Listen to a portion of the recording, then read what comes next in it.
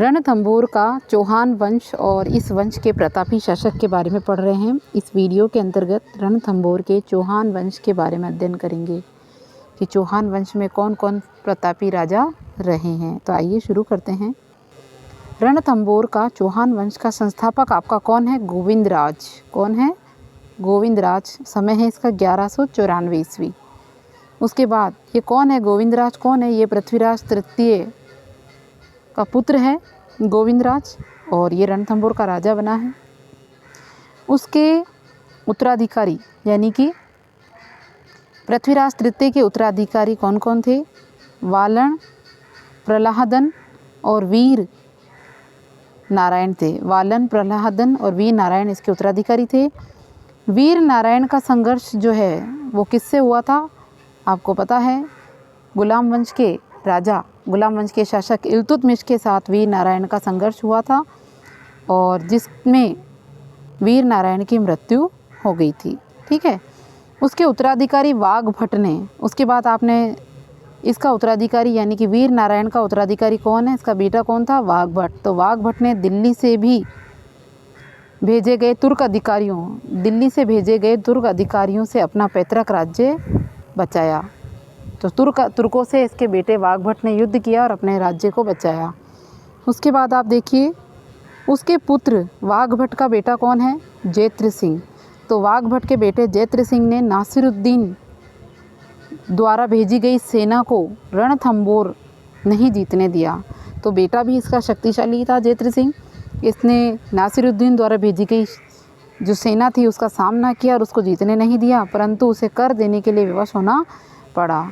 ये उसको हरा तो उसको जीतने तो नहीं दिया, लेकिन उसको टैक्स, जैत्र सिंह को टैक्स देना पड़ा नासिरुद्दीन को, इसके लिए उसको विवश कर लिया। ये संधि वगैरह हुई थी तो उस वजह से इसको टैक्स देने के लिए मजबूर कर दिया।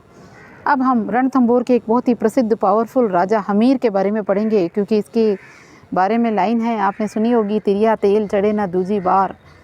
तो हमीर के लिए बोली गई थी कि जिस प्रकार एक विवाहिता की शादी होती है तब उसके एक बार तेल चढ़ता है, उसी प्रकार एक जो पावरफुल राजा है वो हमीर है, और हमीर के लिए ये लाइन अपनाई गई थी। हमीर एक पावरफुल योद्धा है। 1282 से 1301 का समय हमीर का है, और 1282 ईस्वी में हमीर ने अपने राज्यारोहण के बाद दिग्विजय की नीति अपनाई, यानी सब कुछ विजय प्राप्त करने की नीति हमीर ने अपनाई थी। और हमीर ने जो है आबू आपका माउंट आबू, काठियावाड़, पुष्कर, चंपा, धार आदि राज्यों को अपनी अधीनता स्वीकार करने के लिए बाध्य किया था हमीर ने दिग्विजय नीति के दौरान। मेवाड़ के शासक समर सिंह को इसने युद्ध में हराया। मेवाड़ के शासक समर सिंह को युद्ध में हराया, और 1291 में जलालुद्दीन खिलजी ने, अलाउद्दीन खिलजी का चाचा है जलालुद्दीन खिलजी, इस जलालुद्दीन खिलजी ने रणथंभौर के किले को पाने के लिए उस पर आक्रमण किया। ठीक है, कब किया आपने देखा अभी? 1291 में। लेकिन जलालुद्दीन खिलजी को जो है युद्ध किले पर जीत हासिल नहीं हुई थी और ये लौट गया था। ठीक है। उसके बाद आप देखिए, हमीर द्वारा मंगोल विद्रोही, बहुत ही इंपॉर्टेंट फैक्ट पढ़ रहे हैं हम। हमीर ने मंगोल विद्रोहियों, नाम है महमूद शाह और कहबरू। आपने सुना होगा कि अतिथि देवो भव की जो परंपरा है वो हमारे भारत की पहचान रही है, और हमीर भी हिंदू वंशीय राजा था, तो ये भी अतिथि देवो भव की परंपरा को निभा रहा था। और इसने जो है मंगोल शासक थे महमूद शाह और कहबरू, इनको शरण देने से, इनको अपने यहाँ ये इसकी शरण में आ गए थे, और शरण देने के बाद उसकी रक्षा करना भारतीयों का कर्तव्य होता है, हिंदुओं का कर्तव्य होता है, जो कि हमीर ने अपनी जान दे करके भी निभाया। दिल्ली का सुल्तान अलाउद्दीन खिलजी हमीर से नाराज़ हो गया था, क्योंकि ये उसके विद्रोही थे, और अलाउद्दीन खिलजी ने जो है हमीर को बोला था कि वो इसके मंगोल शासक विद्रोहियों को उसके हवाले कर दे, लेकिन हमीर ने उन्हें अपने इन शासकों को देने से मना कर दिया। हमीर ने कहा कि ये मेरे अतिथि हैं, और जब मेरे अतिथियों की रक्षा मैं अपने प्राण दे करके भी करूँगा, और यही अपने वचनों के लिए वो जाना गया। ठीक है। हमीर ने अपने विद्रोहियों को लौटाने से इनकार कर दिया था। तब 1299 में अलाउद्दीन खिलजी के आक्रमण का सामना उसको करना पड़ा, मगर तुर्क सेना को उसने पराजित कर दिया था। 1301 में अलाउद्दीन स्वयं अलाउद्दीन स्वयं सेना लेकर रणथंभौर के किले पर आक्रमण करने के लिए आया, मगर उसे युद्ध में सफलता नहीं मिली। लेकिन बाद में उसने छल कपट का सहारा लिया और छल कपट का सहारा लेकर उसने रणथंभौर के किले को जीत लिया। अलाउद्दीन खिलजी ने जितने भी युद्ध लड़े हैं आप उसमें यही पढ़ेंगे, सब जगह उसने छल कपट का सहारा लिया। अलाउद्दीन ने हमीर के सेनानायक रणमल, देखिए रे, हमीर के दो सेनानायक हैं रणमल और रतिपाल। तो हमीर के सेनानायक रणमल और रतिपाल को किला देने का लालच देकर अपनी ओर मिला लिया, क्योंकि आप जान सकते हैं कि हर व्यक्ति के लिए कोई ना कोई पीठ पीछे छुरे घोंपने वाला कोई ना कोई तो रहता ही है। तो यही हुआ था हमीर के साथ भी। हमीर के जो सेनानायक थे रणमल और रतिपाल, जिस पर हमीर बहुत विश्वास करता था, ये दोनों अलाउद्दीन खिलजी के बहकावे में आ गए, क्योंकि अलाउद्दीन खिलजी ने जो धोखा दिया वो यही था कि इसने उनको कहा कि तुम मेरा साथ दो और बाद में हमीर के बाद में किला तुम्हें सौंप दूंगा। और इसी लालच में आकर उन्होंने जो है किले के गुप्त जो द्वार का जो रास्ता है वो उसको बता दिया, गुप्त भेद बता दिया अलाउद्दीन खिलजी को। और इसी वजह से इनके विश्वासघात के कारण ही किले पर तुर्कों का अधिकार हो गया। हमीर जो था वो तो लड़ता हुआ मारा गया। हमीर की जो बेटी है और पत्नी है, ये दोनों जल जौहर कर चुकी हैं, आपको पता होगा इसके बारे में भी। तो हमीर लड़ता हुआ मारा गया और किले में हमीर की पत्नी का नाम आप देख सकते हैं, रंग देवी नाम है पत्नी का। तो रंग देवी ने महिलाओं के साथ लेकर, जिस प्रकार रानी पद्मावती ने अपने आप को आग के हवाले कर दिया था, उसी प्रकार हमीर की जो पत्नी है रंग देवी, ये इतिहास की पहली महिला है जिसने जल जौहर किया महिलाओं के साथ में, ठीक है। और हमीर की पुत्री भी थी पद्मला, उसने भी अपने प्राण त्याग दिए। तो इस प्रकार हमीर के बारे में अब आप उसकी विशेषताएं देख सकते हैं। हमीर वीर था, उदार था, शरणागत की रक्षा करने वाला शासक था। नयन चंद्र सूरी जो है वो उन्होंने लिखा है हमीर महाकाव्य, हमीर के दरबार में था ये प्रसिद्ध व्यक्ति। हमीर महाकाव्य नयन चंद्र सूरी ने लिखा है, हमीर की तारीफ लिखी है उसमें। जोधपुर के हमीर रासो और जोधराज ने लिखा है हमीर रासो। जोधराज कवि है, दरबारी कवि था ये भी, इसने हमीर रासो लिखा। और चंद्रशेखर के हमीर हट नामक ग्रंथों में हमीर के शौर्य की जानकारी, ठीक है। हमीर हट, तो मैंने आपको जो शुरू में बोला, तिरिया तेल चढ़े न दूजी बार। हमीर हट अपने हट के लिए प्रसिद्ध था। उसने अपने हट की वजह से, अपने वचनों की वजह से उसने अपने परिवार को भी खो दिया, लेकिन अपने वचनों की उसने पालना की। तो उसकी तारीफ़, उसके हमीर के शौर्य के बारे में जो है वो चंद्रशेखर ने हमीर हट में लिखा। आज भी जनमानस में हमीर के लिए दोहा प्रसिद्ध है। ये देखिए, ये दोहा आपका आ भी गया जो मैं शुरू में बोल रही थी।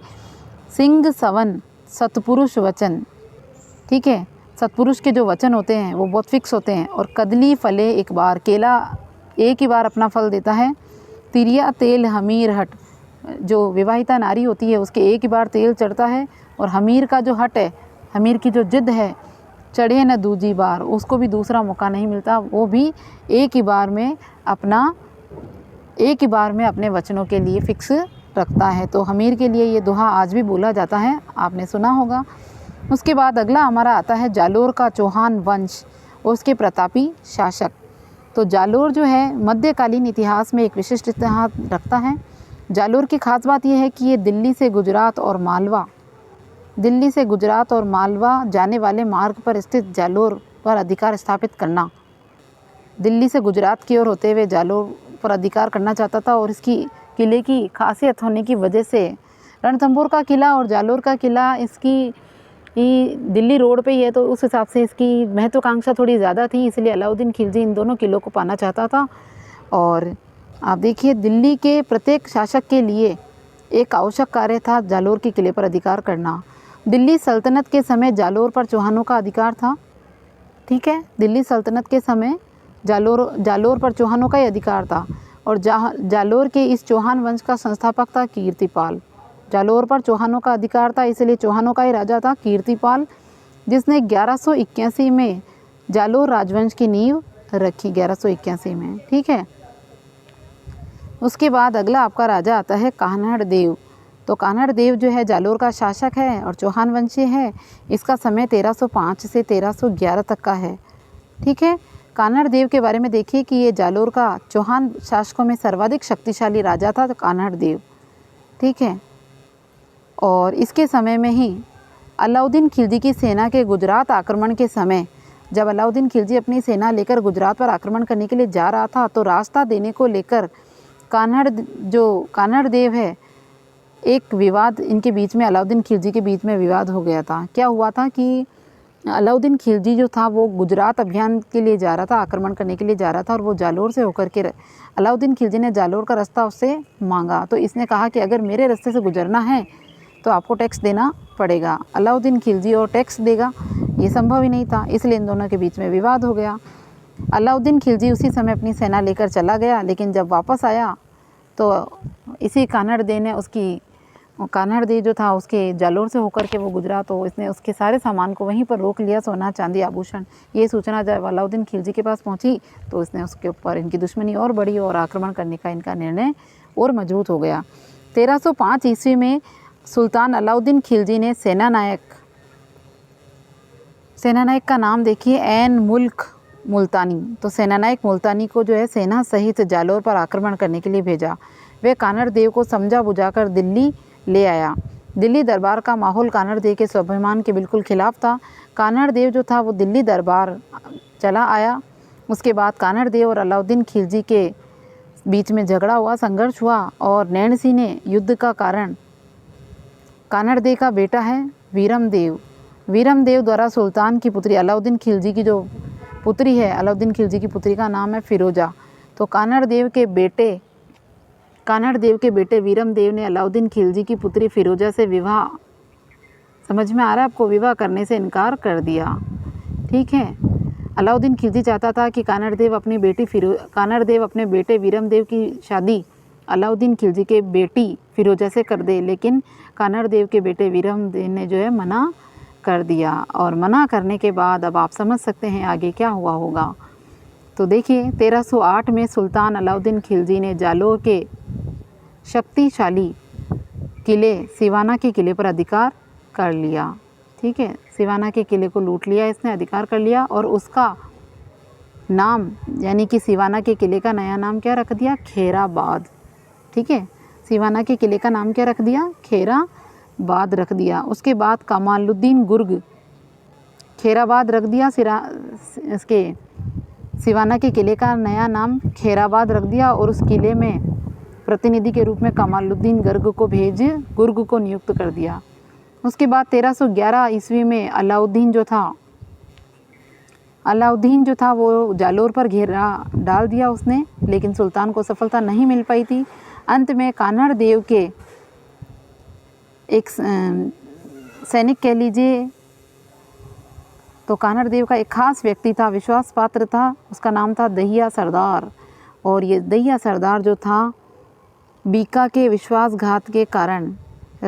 के विश्वासघात के कारण दुर्ग पर अलाउद्दीन का अधिकार हो गया। तो ये जो सरदार दहिया था, इसको भी जो है अलाउद्दीन खिलजी ने लालच दिया था कि तुम मुझे इस किले में अंदर जाने का रास्ता बता दो तो मैं तुम्हें ये किला जीतकर तुम्हारे लिए छोड़ दूंगा।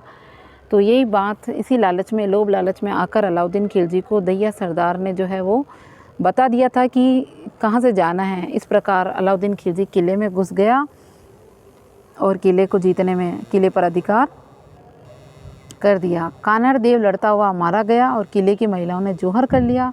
अलाउद्दीन ने जालोर को जीतकर उसका नाम जलालाबाद कर दिया। ठीक है।